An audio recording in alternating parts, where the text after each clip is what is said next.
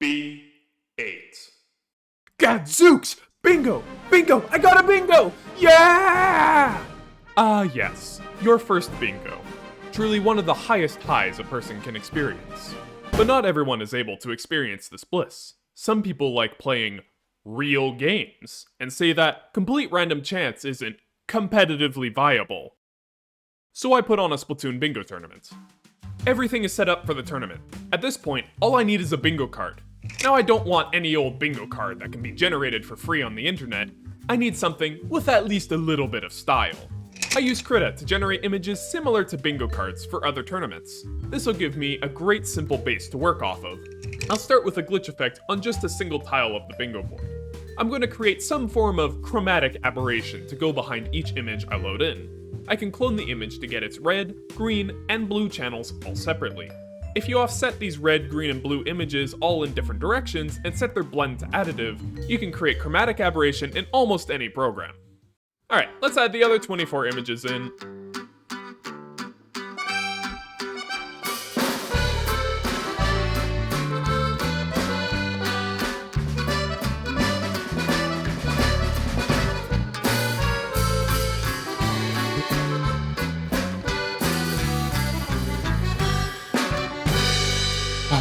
Maybe if Krita isn't gonna function for me, I can program my own paint program?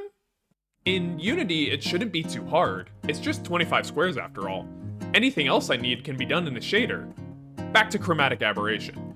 To create chromatic aberration in a shader, just sample the image at 3 different locations.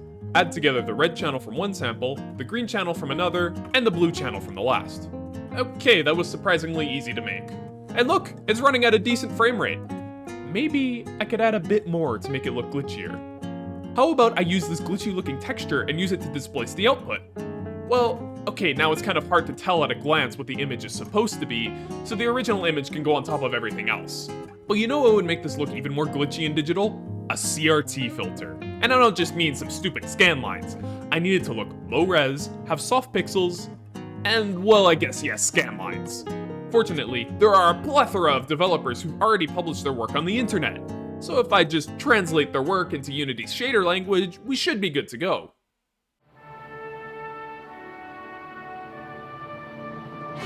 It's perfect. My baby is perfect.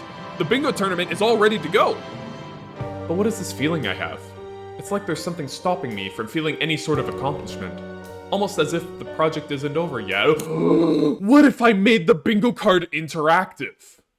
Not in Unity though. Who would ever download a random program on the internet just for a silly tournament? I need to make the bingo card a website.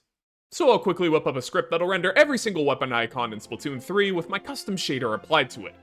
Now, I don't know much about HTML, but I do know how to make some squares and give them a background image. But I want this to be interactive, so I'll edit my shader supporting changing the background color, re-render out every single weapon icon with the green background, and add some code to swap between the green and black background images whenever you click on a square. This kinda looks really bad. But what if I center the entire bingo card? That already makes it look better, but then I can round the corners on each image and add a little padding between them.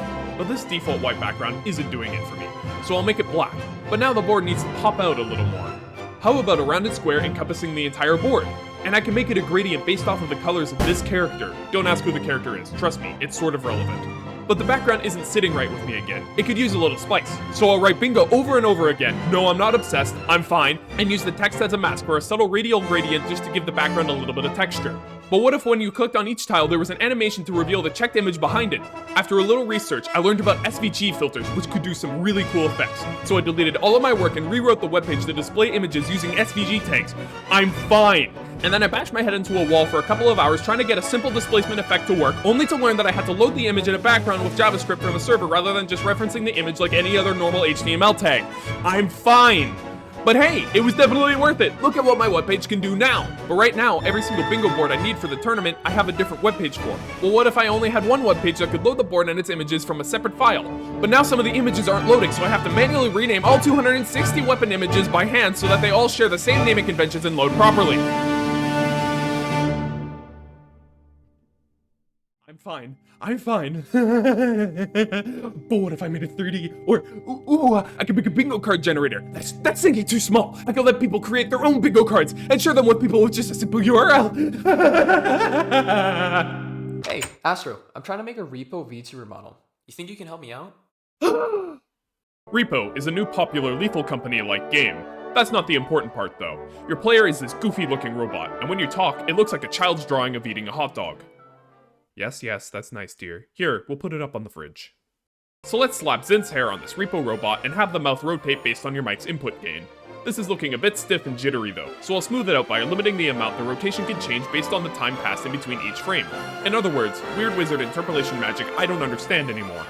But if that was all I was going to do, this could have been a PNG image. So I'll make the model more dynamic by making the body and eyes rotate to follow the mouse on screen. This will give some nice motion to the model while playing Repo.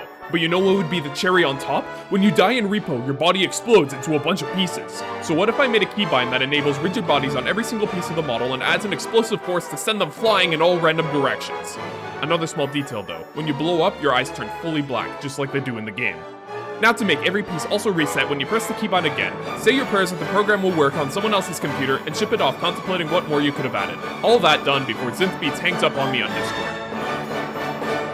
Astro, you're monologuing again. All that was left was to ignore the voice in my head telling me monologuing wasn't normal, and to wait for the first ever Splatoon bingo tournament to take place.